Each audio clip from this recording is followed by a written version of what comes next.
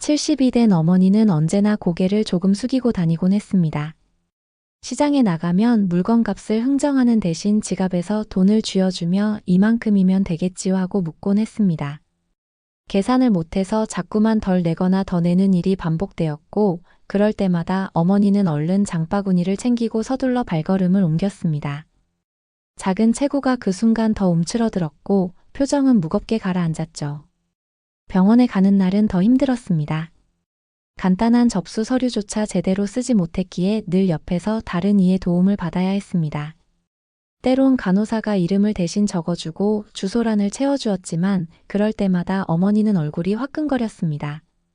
종이 위 빈칸은 마치 자신의 부족함을 들춰내는 거울 같았고 서류를 건네며 고개를 숙이는 순간 목 안쪽이 답답해졌습니다. 가장 힘든 건 은행이었습니다. 다른 사람들은 깔끔하게 도장이나 서명을 남겼지만 어머니는 늘 지문을 찍어야 했습니다. 하얀 종이에 번진 빨간 도장이 찍히는 순간 어머니의 손끝은 조금씩 떨렸습니다. 지문이 찍히고 나면 옆에서 기다리던 사람들의 시선이 모여드는 듯 느껴졌습니다. 아직 글도 모르시나 봐라는 수군거림이 귀에 맴돌았습니다. 아들은 이런 장면들을 수없이 지켜봤습니다. 50을 넘긴 나이지만 어머니 앞에서는 여전히 아들이었고 마음속 깊은 곳에서 늘 죄책감이 피어올랐습니다. 자신은 학교를 다니며 글자를 배우고 책을 읽으며 세상을 넓혀왔는데 정작 어머니는 글 하나 몰라 세상에서 점점 작아져 갔습니다. 어머니는 늘 웃음을 지어 보이려 했지만 아들은 그 웃음 뒤에 깔린 서러움을 알아차렸습니다. 그날도 시장에서 돌아오는 길이었습니다. 장바구니에는 채소 몇 단과 두부 한 모가 담겨 있었지만 어머니의 표정은 어두웠습니다. 돈을 잘못 건네 다시 돌려받는 순간이 있었고 옆 사람의 시선이 마음을 후벼 팠던 겁니다. 아들은 조심스레 어머니의 옆을 걸으며 말을 꺼냈습니다. 어머니, 글씨 좀 배우시면 어떠세요? 그 한마디에 어머니는 걸음을 멈췄습니다. 눈이 크게 떠졌고 곧바로 얼굴이 붉어졌습니다. 이 나이에 무슨 글씨냐? 창피하게라는 말이 입술 끝에서 흘러나왔습니다. 손에 쥔 장바구니 끈이 더 세게 잡혔고 주름진 손등이 하얗게 변했습니다. 아들은 대답 대신 잠시 어머니를 바라봤습니다. 어린 시절의 기억이 불현듯 떠올랐습니다. 빗줄기 쏟아지던 날, 우산도 없이 학교 앞에서 기다리던 어린 자신을 업고 집까지 걸어가던 어머니. 비에 젖어 무거워진 옷에도 아들은 느끼지 못하게 하려고 흥얼거리던 노랫소리. 그 기억 속의 어머니는 세상 그 누구보다 강한 사람이었는데 지금은 글씨 하나 몰라 작아져 있는 모습이 낯설게만 느껴졌습니다. 어머니, 늦지 않았어요. 제가 가르쳐 드릴게요.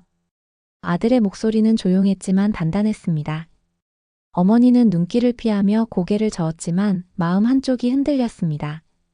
오래전부터 가슴속 깊은 곳에 묻어둔 소망이 있었습니다. 자기 이름을 스스로 써보고 싶다는 작은 바람이었죠. 하지만 늘 나는 글을 몰라서 안 된다라는 체념으로 덮어두고 살았습니다. 집으로 돌아온 어머니는 장바구니를 부엌에 내려놓고 방으로 들어가 앉았습니다. 아들은 책상 서랍에서 작은 공책과 연필을 꺼내 들고 어머니 앞에 놓았습니다. 공책 첫 장에는 아무것도 쓰여 있지 않았습니다. 새하얀 종이는 두려움이기도 했고 새로운 시작이기도 했습니다. 어머니는 한참 동안 공책을 바라보다가 손끝으로 천천히 종이를 쓰다듬었습니다.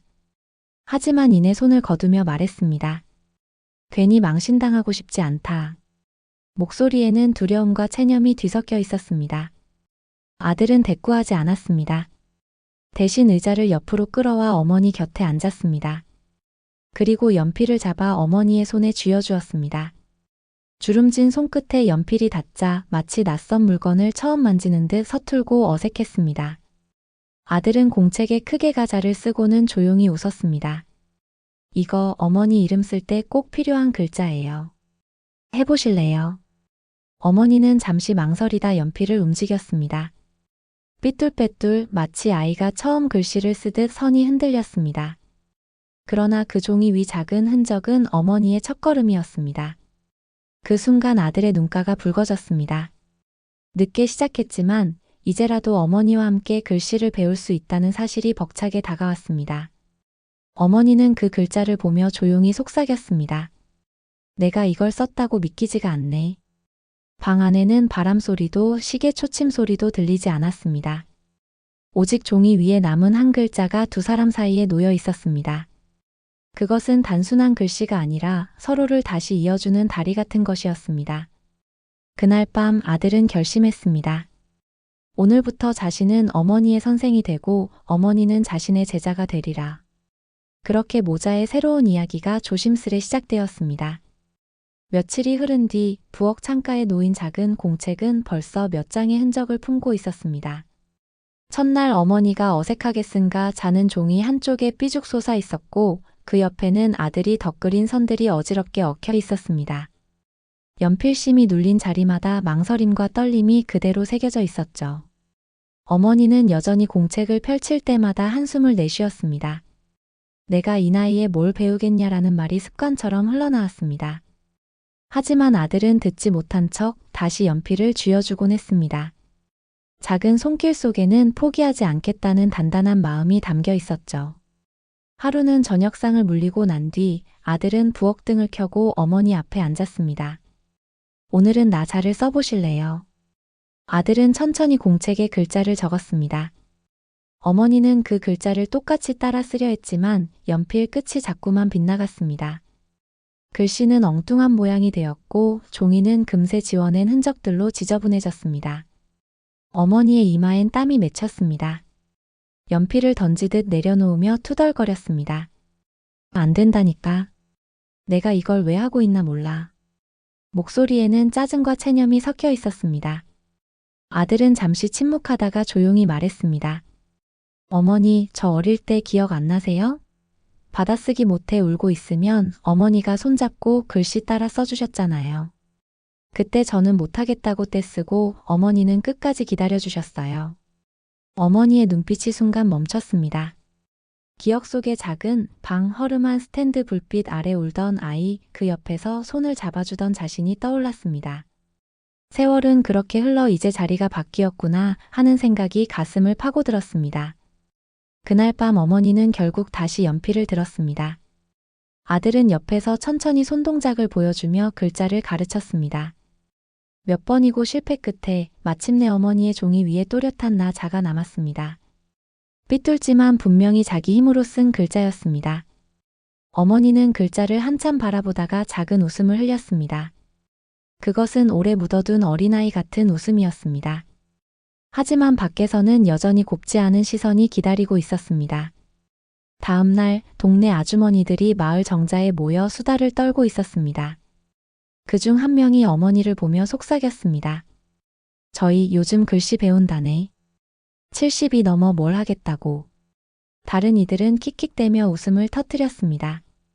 그 소리를 듣는 순간 어머니의 귀가 화끈 달아올랐습니다. 발걸음을 재촉하며 돌아서려 했지만 등 뒤에서 들려오는 웃음소리는 한참을 따라붙었습니다. 집으로 돌아온 어머니는 공책을 덮어버리고 이불을 머리끝까지 끌어올렸습니다. 아들이 다가와 아무 말 없이 책을 펼쳐도 어머니는 눈을 감고 고개만 저었습니다. 사람들이 웃어. 내가 무슨 꼭두각시도 아니고 목소리가 떨렸습니다.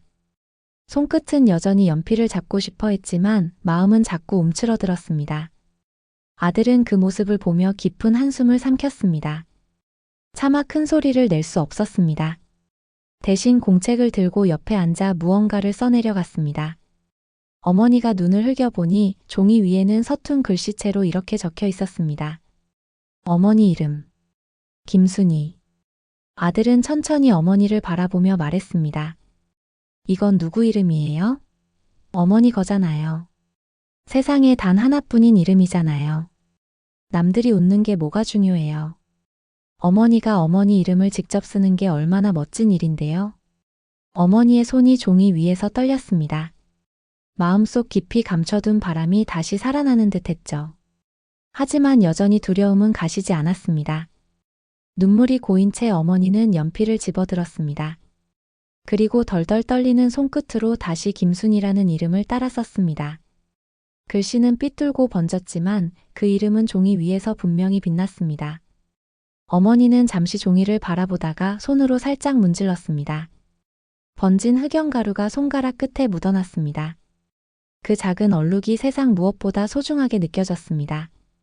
그날 밤 아들은 공책을 가슴에 꼭 끌어안은 어머니를 몰래 지켜봤습니다.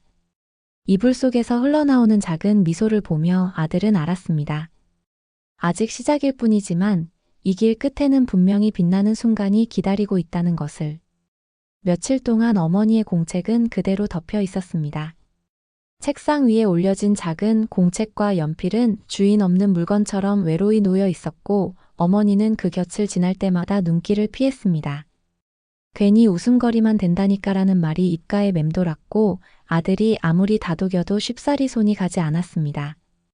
그러던 어느 날 아들이 집 앞에서 들려오는 말소리를 듣게 되었습니다. 동네 아주머니 몇 명이 지나가며 이런 말을 하고 있었죠. 70 넘어서 글을 배운다고 하니 웃기지 않아? 한두 살 어린애도 아닌데. 그 소리에 아들의 손이 순간 멈췄습니다. 씁쓸한 기운이 가슴을 파고들었고 발끝이 저려왔습니다. 아들은 그날 저녁 조용히 어머니의 방을 찾았습니다. 공책은 여전히 덮여 있었고 어머니는 무릎 위에 손을 올린 채 말없이 앉아 있었습니다. 아들은 깊은 숨을 내쉬고 공책을 열었습니다. 그리고 손수 연필을 들어 가와 날을 한 줄씩 적었습니다. 종이 위에는 차분히 이어진 글자들이 나란히 놓였습니다. 어머니는 그 글자를 잠시 내려다보다가 입술을 깨물며 고개를 저었습니다. 사람들이 다 비웃어. 내가 이렇게 늦게 뭘 배우는 게 무슨 소용이냐. 목소리에는 자책과 체념이 섞여 있었습니다. 아들은 그 말에 대답하지 않고 공책을 어머니 앞으로 밀었습니다. 그리고 한참을 바라보다가 조용히 말했습니다. 어머니, 제 이름을 써보세요. 어머니는 놀란 눈빛으로 아들을 보았습니다. 내 이름을? 네. 제 이름이요. 어릴 때 어머니가 제 이름을 불러줄 때마다 그게 세상에서 제일 따뜻한 소리였어요. 그런데 어머니는 아직 제 이름을 글자로 써보신 적이 없잖아요. 순간 어머니의 가슴이 세차게 두근거렸습니다. 기억 속에서 수없이 불러온 아들의 이름이 귓가에 울렸습니다. 그러나 연필을 잡은 손은 쉽게 움직이지 않았습니다. 긴장이 손끝까지 번져와 연필심이 종이를 긁다가 멈추기를 반복했습니다. 못하겠다. 어머니는 고개를 숙였습니다. 눈가가 붉어졌습니다. 그러자 아들이 다가와 어머니의 손을 감쌌습니다. 어린 시절 자신이 어머니 손에 이끌려 연필을 잡던 그때처럼 이번에는 아들이 어머니 손을 이끌었습니다. 괜찮아요. 천천히 해봐요. 어머니의 손끝이 종이를 스쳤습니다. 삐죽삐죽 선이 이어졌고 겨우겨우 몇 획이 모여 한 글자가 만들어졌습니다. 바로 아들의 이름 첫 글자였습니다. 글자는 엉성하고 삐뚤었지만 그 순간 아들의 가슴은 벅차올랐습니다. 눈가에 뜨거운 것이 차올라 시야가 흐려졌습니다. 보세요, 어머니가 해내셨잖아요. 아들의 목소리는 떨렸습니다. 어머니는 종이 위에 남은 글자를 바라보다가 서서히 입가에 미소를 띄었습니다. 눈물이 한 줄기 흘러내렸지만 그 눈물은 슬픔이 아니라 기쁨의 흔적이었습니다. 그날 이후 어머니는 다시 공책을 펼쳤습니다. 여전히 글씨는 삐뚤고 서툴렀지만 매일같이 연습을 이어갔습니다. 아들은 퇴근 후 저녁마다 어머니 옆에 앉아 글자를 적었습니다. 오늘은 다예요. 내일은 나예요. 작은 진전이 쌓일 때마다 두 사람의 마음은 조금씩 가까워졌습니다. 그러나 갈등은 여전히 남아 있었습니다. 동네의 수군거림은 멈추지 않았습니다. 장터에서 들려오는 소리에 어머니의 어깨는 또다시 움츠러들었고 글씨를 쓰다 보면 내가 왜 이 고생을 이라는 말이 입가를 떠돌았습니다. 그럼에도 불구하고 어머니는 포기하지 않았습니다.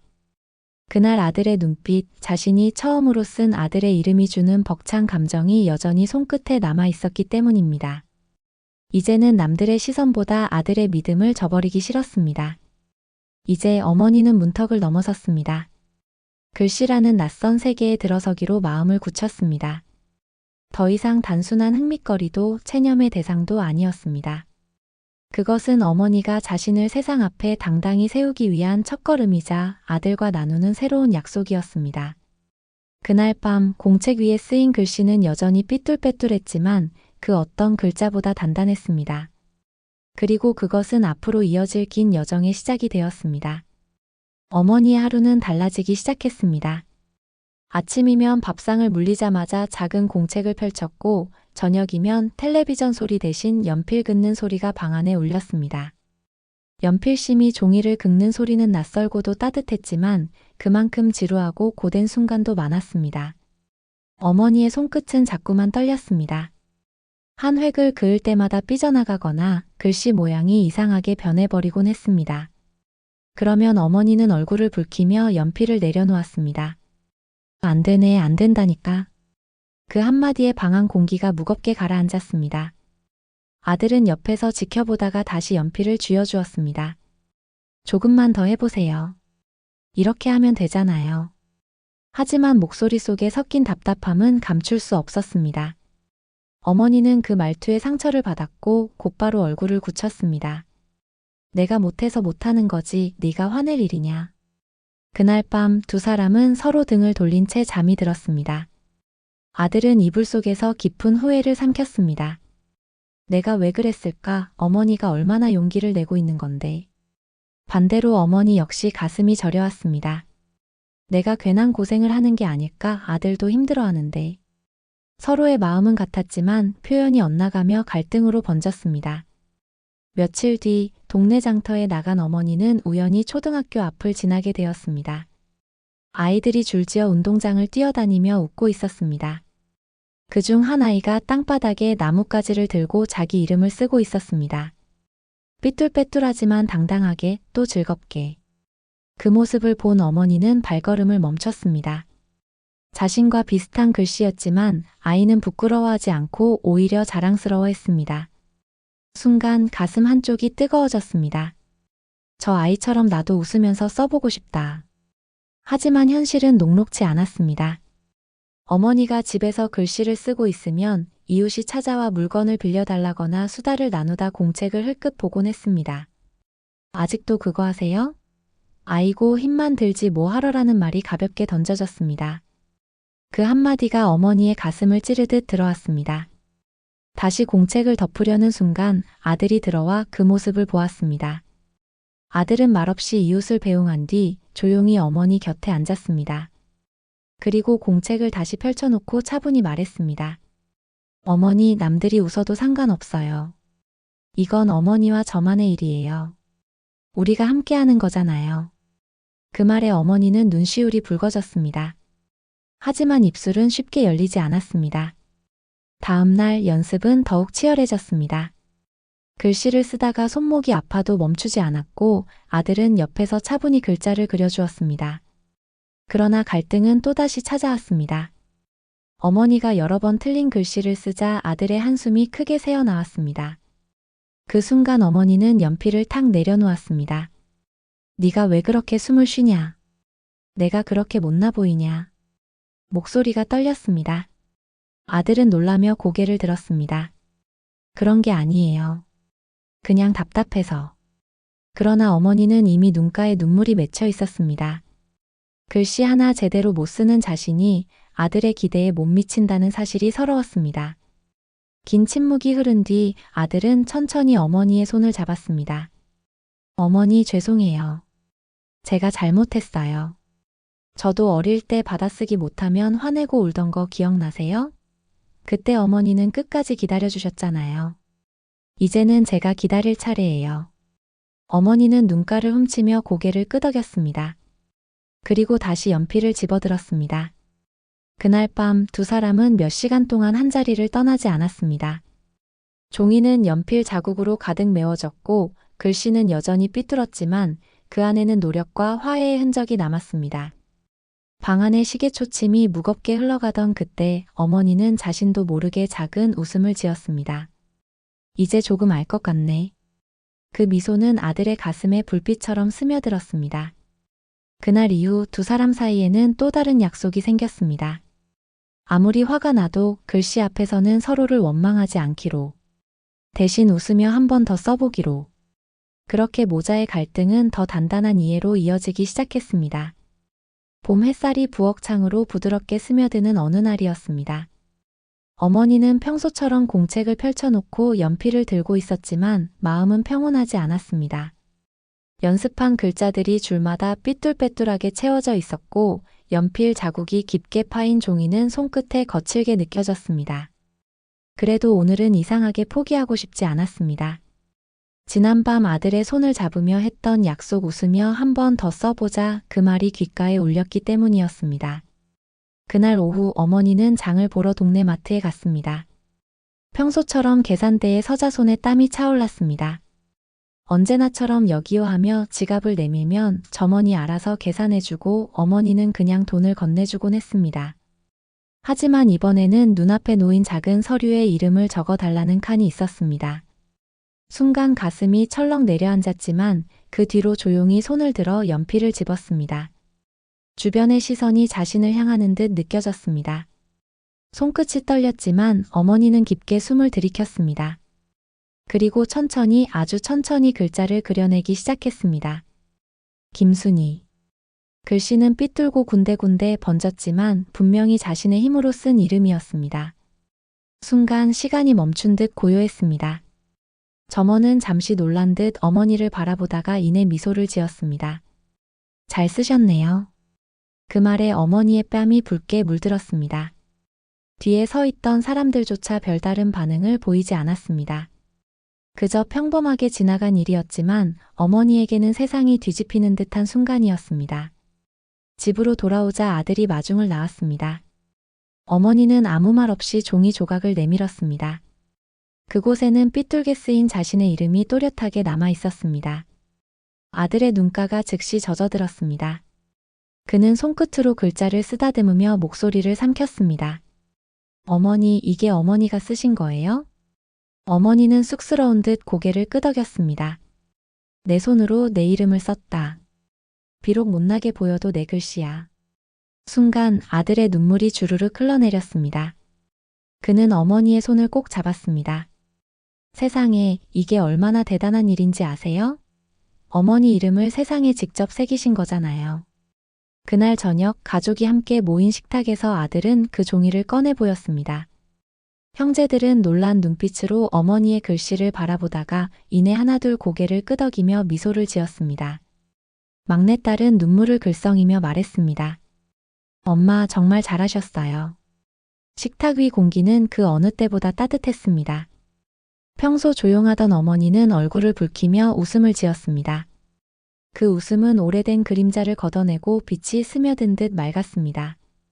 그날 밤 어머니는 공책을 꺼내 더 많은 글씨를 써내려갔습니다. 여전히 삐뚤고 서툴렀지만 이제는 두려움이 아닌 기쁨이 손끝에 담겼습니다. 내가 내 이름을 쓸 수 있다니 세상에 이런 날이 오네. 어머니는 혼잣말처럼 속삭였습니다. 아들은 옆에서 그 모습을 지켜보며 조용히 다짐했습니다. 이제 시작이야.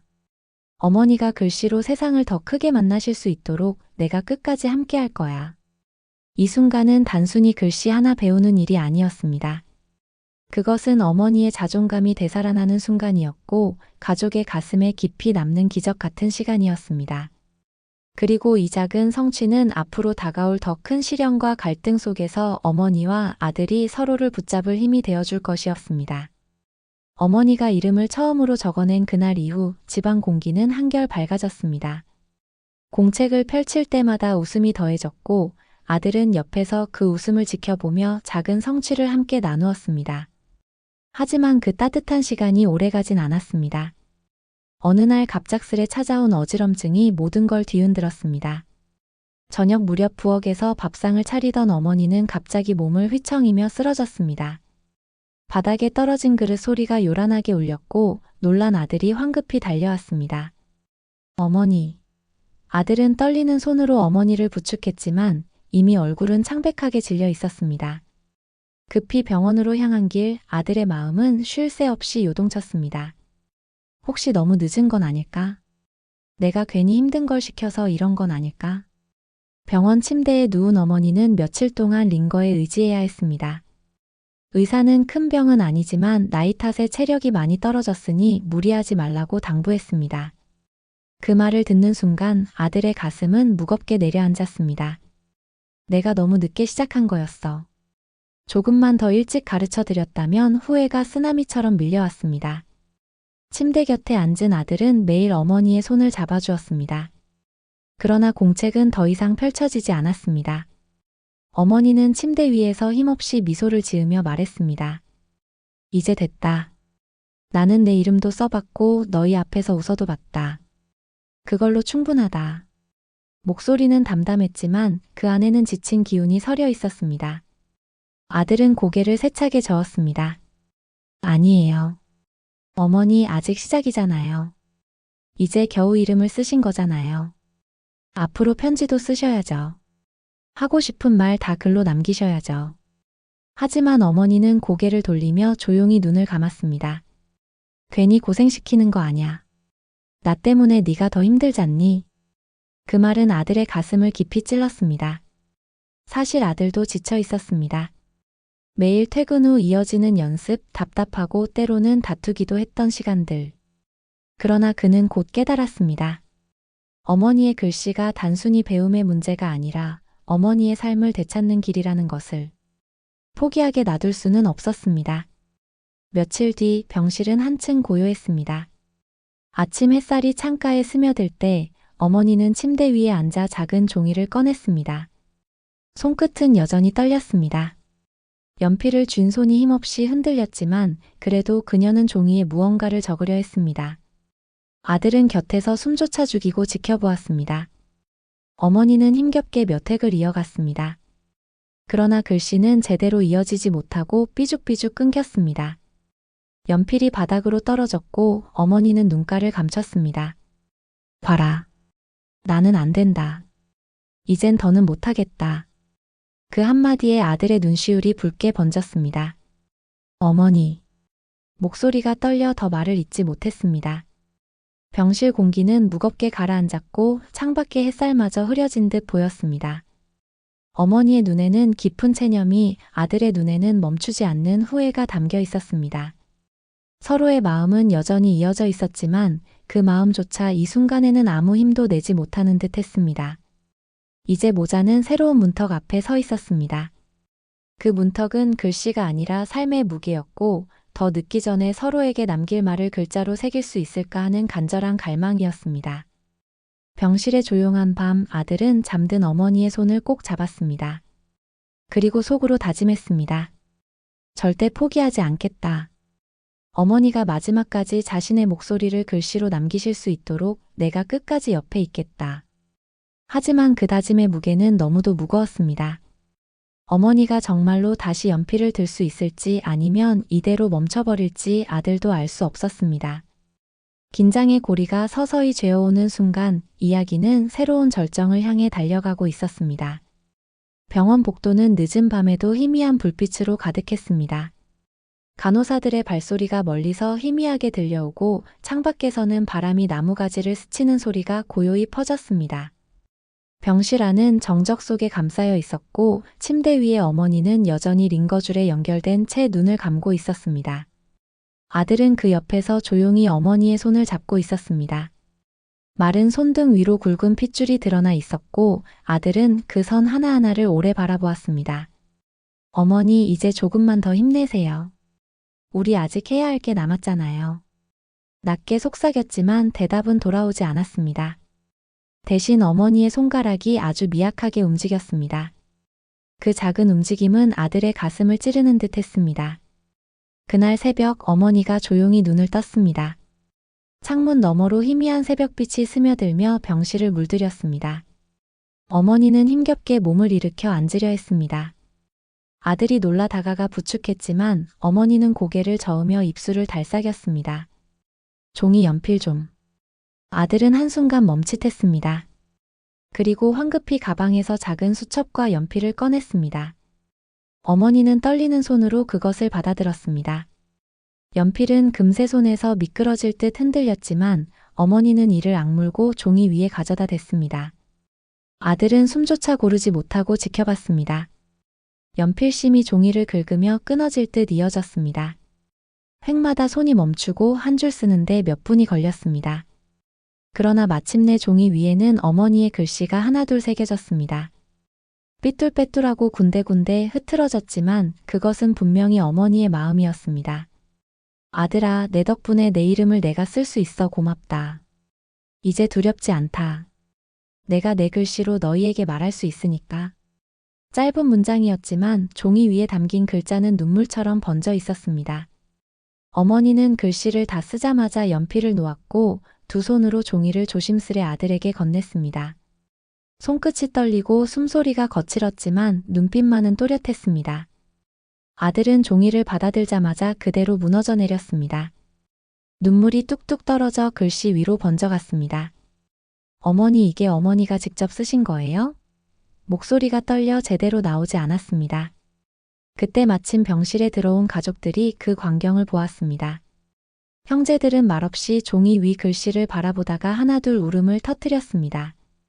그동안 무심하게만 여겼던 어머니의 서러움, 평생 지문 하나로만 살아야 했던 삶의 무게가 그 몇 줄의 글자 속에 응축되어 있었기 때문이었습니다. 평생 지문 하나로만 살아야 했던 삶의 무게가 그 몇 줄의 글자 속에 응축되어 있었기 때문이었습니다. 막내딸은 어머니의 어깨를 감싸며 흐느꼈습니다. 엄마, 정말 대단해요. 우리한테 이렇게 편지를 주시다니. 큰아들은 말없이 고개를 숙이며 어머니 손을 붙잡았습니다. 평생 무뚝뚝했던 그는 그날 처음으로 눈물을 감추지 않았습니다. 병실은 울음과 웃음이 뒤섞인 따뜻한 공간이 되었습니다. 어머니는 힘겨운 숨을 몰아쉬면서도 옅은 미소를 지었습니다. 그 미소는 마치 오래도록 감춰뒀던 그림자가 걷히고 빛이 스며드는 듯 했습니다. 내 글씨가 서툴러도 괜찮니? 어머니가 힘겹게 묻자 아들은 단호히 고개를 저었습니다. 괜찮고 말고요. 어머니 글씨가 세상에서 제일 예쁘고 제일 큰 글씨예요. 우리 모두한테 남겨주신 최고의 선물이잖아요. 그 순간 어머니의 눈에도 눈물이 고였습니다. 그러나 이번 눈물은 서러움이 아니라 안도와 기쁨이었습니다. 평생 가슴에 담아두었던 목소리를 이제 글자로 남겼다는 사실, 그것만으로도 세상에 더는 부끄러울 게 없었습니다. 아들은 그 편지를 두 손으로 가슴에 꼭 끌어안았습니다. 그리고 속으로 다짐했습니다. 이 글씨를 영원히 간직하리라. 어머니의 삶이 결코 헛되지 않았음을 증명하리라. 그날 밤 병실은 유난히 고요했습니다. 그러나 그 고요 속에서 가족들의 심장은 하나로 뛰고 있었습니다. 서로 다른 삶을 살아온 형제자매, 그리고 늘 작아져 있던 어머니가 이제 같은 글자, 같은 마음으로 이어진 순간이었습니다. 삐뚤빼뚤한 글씨 몇 줄이 가족 모두의 눈물을 불러냈고 동시에 오래된 상처들을 치유하기 시작했습니다. 그것은 단순한 편지가 아니었습니다. 어머니가 남긴 생애 최초의 유언 같은 고백이었고 동시에 새로운 출발을 알리는 선언이었습니다. 며칠 후 어머니의 건강은 조금씩 회복세를 보였습니다. 링거 줄이 빠지고 병실 창가에 앉을 수 있을 만큼 기운을 되찾았을 때 어머니의 얼굴에는 오랜만에 생기가 돌았습니다. 여전히 주름진 손은 떨리고 힘이 없었지만 눈빛만큼은 누구보다 단단했습니다. 아들은 새로 공책을 사와 어머니 앞에 놓았습니다.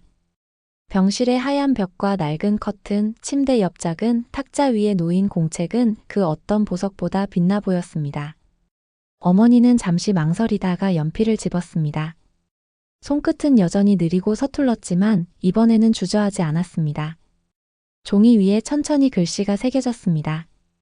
김순희.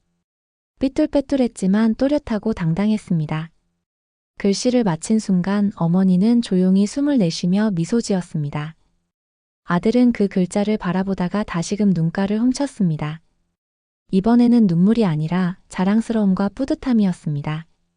며칠 뒤 태어나던 날 가족 모두가 함께 모였습니다. 오랜만에 집에 들어선 어머니는 낯익은 안방에 앉아 오랜 세월 곁에 두고도 제대로 쓰지 못했던 달력을 펼쳤습니다. 그리고 붉은 펜으로 날짜 위에 작게 글씨를 남겼습니다. 오늘 새 시작. 짧은 단어였지만 그 글씨에는 지난 세월의 눈물이 그리고 새로운 시간의 약속이 담겨 있었습니다. 가족들은 그 장면을 지켜보며 모두 박수를 쳤습니다. 어머니는 얼굴을 붉히며 웃었지만 그 웃음은 더 이상 부끄러움이 아닌 자부심이었습니다. 그날 저녁 어머니는 작은 상 위에 종이를 꺼내 가족들에게 편지를 썼습니다. 여전히 글씨는 삐뚤고 군데군데 번졌지만 문장 하나하나에는 진심이 깃들어 있었습니다. 얘들아, 나는 이제 부끄럽지 않다. 내 이름을 내가 쓸 수 있고 너희한테 내 마음을 글로 남길 수 있으니 나는 참 행복하다. 늦게 배웠지만 이 나이에 이런 기쁨을 알게 된 게 얼마나 큰 선물인지 모르겠다. 편지를 다 읽은 뒤 가족들은 하나같이 눈물을 글썽였습니다. 막내딸은 어머니 품에 안겨 울었고 큰아들은 말없이 어머니 손을 꼭 잡았습니다. 아들은 편지를 가슴에 안고 말했습니다. 어머니, 이제 이 글씨는 우리 가족의 보물이 될 거예요. 밤이 깊어가자 어머니는 창가에 앉아 달빛에 비친 공책을 조용히 쓰다듬었습니다. 손끝에 남은 연필 자국이 기묘하게 따뜻하게 느껴졌습니다. 70평생 글을 몰라 작아져만 갔던 시간이 이제는 작은 글씨 하나로 단단히 서서히 채워지고 있었습니다. 다음 날부터 어머니는 습관처럼 공책을 펼쳐 연습을 이어갔습니다. 이웃들이 다시 수군거려도 어머니는 더 이상 움츠러들지 않았습니다. 오히려 웃으며 말했습니다. 그래도 나는 내 이름을 내 손으로 쓸 수 있어요. 그 당당한 말 한마디는 그 어떤 비웃음도 삼켜버릴 만큼 강했습니다. 시간이 지나며 어머니의 글씨는 조금씩 또렷해졌습니다. 편지는 더 길어졌고 짧은 일기도 적기 시작했습니다. 그 글들은 서툴지만 가족들에게는 무엇보다 값진 유산이었습니다. 그리고 어느 날 아들은 어머니가 쓴 편지를 모아 작은 책으로 엮었습니다. 표지에는 굵은 글씨로 이렇게 적혀 있었습니다. 70된 어머니에게 배운 글씨. 그 책을 손에 쥔 어머니는 한참 동안 말없이 웃었습니다. 눈가에는 다시금 눈물이 맺혔지만 이번엔 서러움이 아니라 벅찬 기쁨이었습니다. 아들은 그 순간 깨달았습니다. 글씨는 단순한 기술이 아니라 세대를 잇는 달이었고 오래된 상처를 치유하는 약이었으며 무엇보다 가족을 하나로 묶어주는 끈이었습니다. 오래된 상처를 치유하는 약이었으며 무엇보다 가족을 하나로 묶어주는 끈이었습니다. 어머니는 더 이상 움츠러든 모습이 아니었습니다. 손끝에서 피어난 글씨는 어머니의 목소리가 되었고 삶의 마지막 여정까지도 당당히 걸어가게 하는 힘이 되었습니다. 그리하여 이야기는 끝났습니다. 그러나 어머니가 남긴 글씨와 편지들은 끝나지 않았습니다. 그것은 가족의 마음속에서 그리고 세상의 수많은 이들에게 오래도록 이어질 울림이었습니다.